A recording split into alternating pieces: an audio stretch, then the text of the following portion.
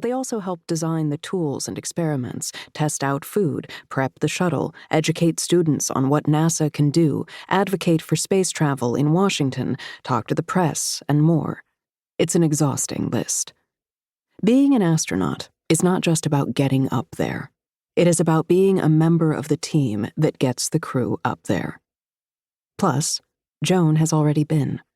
She has, in her nightstand at home, that elusive talisman that every astronaut aches for, the gold pin, evidence that she was one of the chosen few humans who have ever left this planet. She has seen the spectacular shimmering blue of the 7 oceans from 200 miles away, cerulean, cobalt, ultramarine. There was no shade vivid enough that she could name. 99.9% of human beings who have ever lived have never seen that blue, and she has. But now she is home, both feet on solid ground, and she has a job to do. So when Joan walks into the Mission Control building that morning with a black coffee in her hand, she is at ease. She is not anxious or terrified or heartbroken. All of that will come later. Joan enters the Mission Control room through the theater. She watches for a moment as the crew from the last shift prepares 2 of the mission specialists for their spacewalk.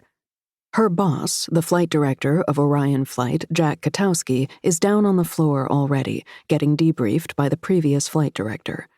Jack has a crew cut, graying temples, and a reputation for being particularly stoic, even in an organization known for its stoicism. Still, he's long supported Joan in her role as Capcom, and they make a good team. That is something Joan prides herself on, that she is an excellent team player. Especially with the crew on STS LR9, which is composed almost entirely of astronauts from her class. Commander Steve Hagen had been one of their instructors, but the rest of the crew, pilot Hank Redmond and mission specialists John Griffin, Lydia Danes, and Vanessa Ford, are the people Joan's come up with, trained with, learned how to do this job alongside. They are more than just her friends. Some of them are her family, and her complicated histories with each of them are part of what is going to make her the exact Capcom they need today, but also the very last person who should have to do the job. The shuttle's mission is to launch the Arch 6, an Earth observation satellite for the U.S. Navy. However, yesterday, on day 2 of the flight, as the team prepared to deploy the Arch 6, the payload retention latches would not release. This morning, they have been preparing Vanessa Ford and John Griffin for a spacewalk so they can go into the payload bay and release the latches manually. Joan joins the team in the Flight Control Center. She waves good morning to Ray Stone, the flight surgeon, and nods at Greg Ullman, also known as EECOM, Electrical, Environmental, and Consumables Management. The previous Capcom, Isaac Williams, reads her in, updating her on the telemetry and timeline. Ford and Griff are in their spacesuits. Their pre-breathe will be completed in 6 minutes. Isaac leaves, and Joan takes her place at the console. Jack gets on the flight loop, as do Joan, Ray, Greg, and the rest of the Orion flight team, which is made up of 20 members, each at their own stations on the floor, with a team of people in other rooms supporting them.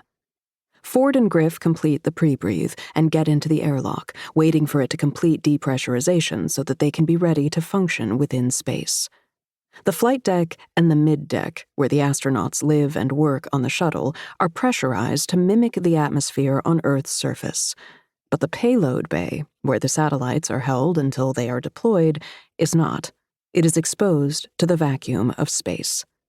Which means, if Ford and Griff were to enter it without their spacesuits, all of the oxygen would be sucked out of their lungs and bloodstream instantly, causing them to pass out within 15 seconds and be dead within 2 minutes. The human body, intelligent as it is, was formed in response to the atmosphere of Earth. It would be easy to make the case that humans are ill-equipped to be in space. Whatever led to our design, it was not meant for this. But Joan sees it as the exact opposite.